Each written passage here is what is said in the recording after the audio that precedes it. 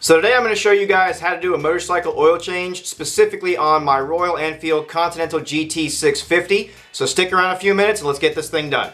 What's up everyone? It's Alex. We're doing something a little bit different today. I'm going to go ahead and walk you through and take you with me for an oil change on the Continental GT 650. It's time, it needs one. I figured if I'm going to do it, I might as well do it one-handed while holding a camera with the other hand just to take you guys along so you can see how easy it's going to be.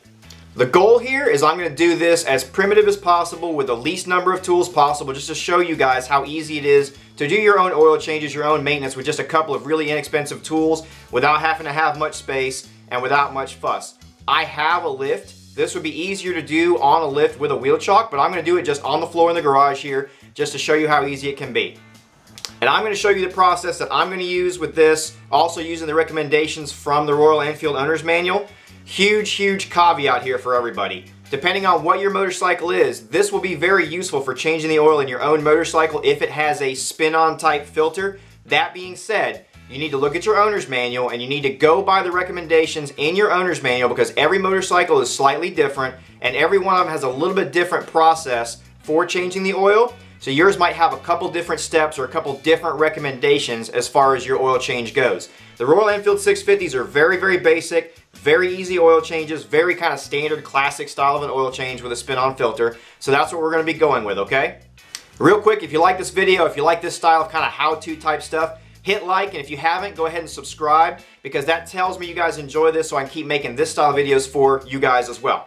Now, my owner's manual did not recommend doing this, but before I change my oil, I always start and let my bike idle for a minute or two just to warm up my oil just a little bit. We don't want it to get hot because then that will prevent us from changing it properly. We don't want to get hot oil all over ourselves. But I like to warm mine up just a little bit because I find that it helps get that last few maybe metal shavings or whatever out of it, and it helps the oil drain easier in my experience. So I'm going to do that. The owner's manual does not recommend doing that, so you don't have to do that. Just keep that in mind. Without further ado, let's go do this thing. All right, so real quick, first of all, I'm just going to show you what I'm going to use for basic tools. I'm going to do this as basic as I possibly can. First off, you're going to change oil or do any kind of maintenance on a motorcycle. I recommend wearing gloves, some kind of mechanics gloves or something like that. I'm only going to wear one glove because I'm going to have to be filming with the other hand, so you guys are going to get to see me do an entire oil change basically one-handed. Also, we've got our Royal Enfield oil filter, just the stock recommended oil filter, which is a little stubby thing. I'm going to try to reuse the washer from the oil drain plug if it's good. If it's not, I have extra ones over there in my stuff. If you're going to go ahead and get the oil filter, I would recommend seeing if you can pick up an extra washer at the same time, just in case you need to replace the washer on the drain plug.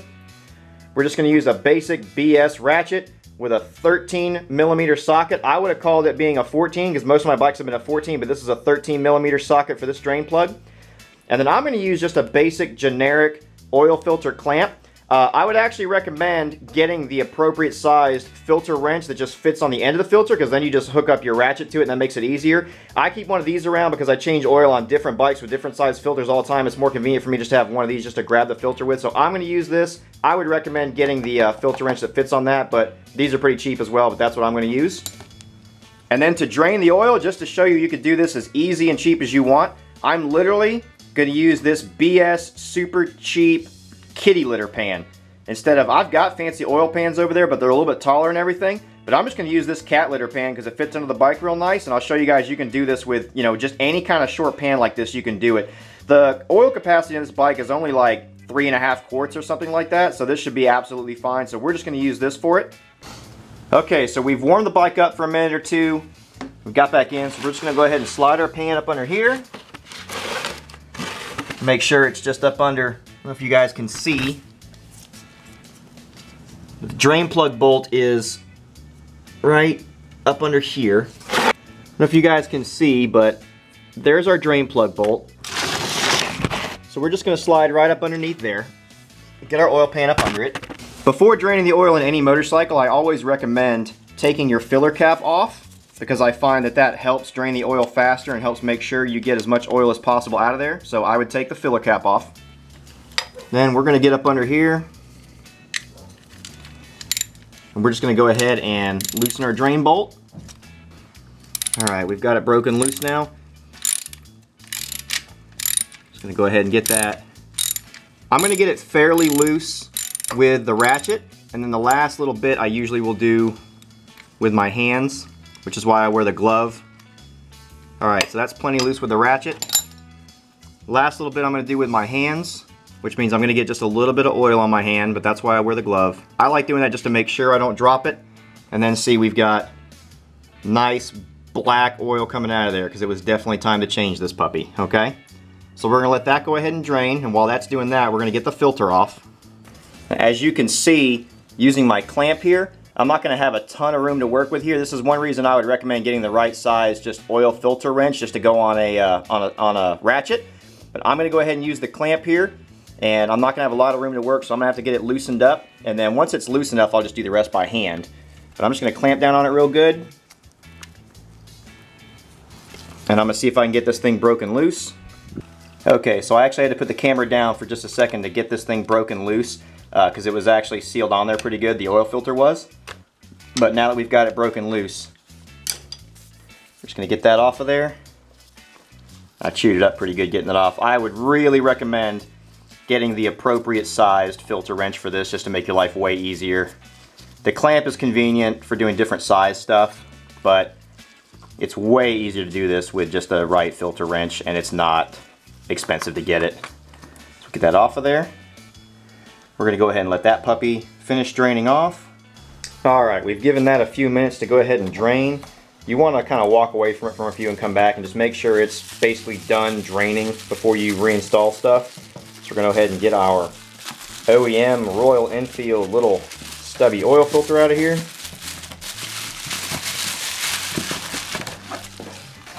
Now, the Royal Enfield manual didn't recommend doing this, but whenever I do oil, I always take my oil filter and I always put some oil in it before I put it back on.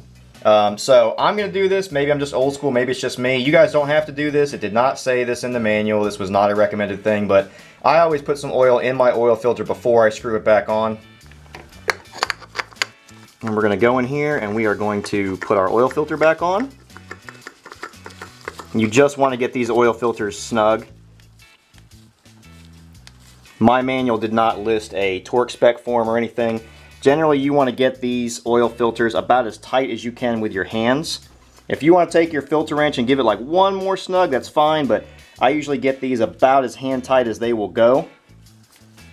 And that's never been a problem. You don't want to over tighten these. You do not want to be stripping out the threads on an oil filter. All right, so that's about as hand tight as that one's going to go. We're going to come back up under here and we're going to put this drain bolt back in. Now, I went ahead and cleaned this off really good because there was some sludge and some nonsense on the end of this drain bolt. This appears to be a magnetic drain bolt, so it basically attracted like a lot of the metal shavings and stuff. So I cleaned the drain bolt off, and then the manual recommends that you put a little bit of thread sealant back on, so I put just some super basic BS thread sealant on it that I keep around here. So I'm going to get that drain bolt most of the way back on. I'm going to take my ratchet. I'm going to go ahead and get this thing snugged up. Now, the manual does have a torque specification in there for this. If you have a torque wrench and have the ability to do that, great, go ahead and do it. I'm doing this with a basic ratchet just to show you how you can do it if you don't have a torque wrench. So I'm going to take this to just decently tight and try not to strip it. All right, so we've got our drain plug in, we've got our filter back on, we're drained. Now it's time to fill this thing back up.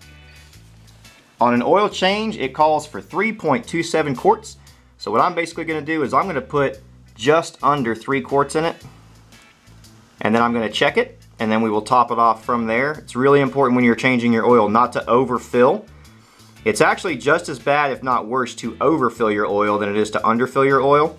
Manual calls for 10W50 oil of some kind or another. They give a couple suggestions in there. I am using my Bel-Ray semi-synthetic because that's basically what I put in everything. I found it to be awesome. I think Bel-Ray makes really, really good oil for the money. So I'm popping my Bel-Ray semi-synthetic in it. Not sponsored at all. They don't pay me to say anything like that. I just buy it by the case and I basically put it in everything and it has never let me down. So that's what we're putting in there. So that's 1 quart down. I'll put the other 2 in there and pick you back up.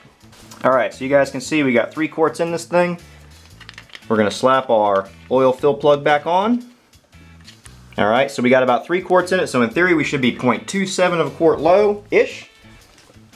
So we're going to run this thing for a minute or 2, let it warm up, and then we're going to shut it off, wait for a minute or 2 for everything to settle back down to the oil pan, and then we'll check oil, see where we're at.